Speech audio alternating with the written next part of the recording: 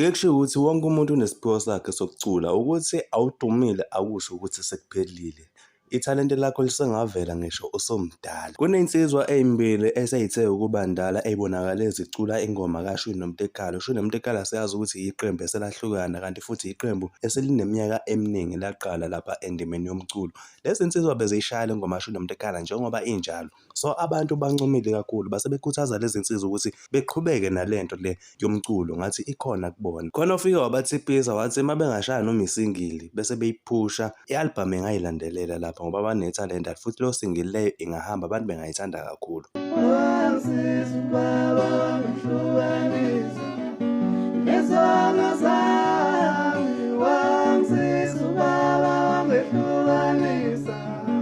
Ingoma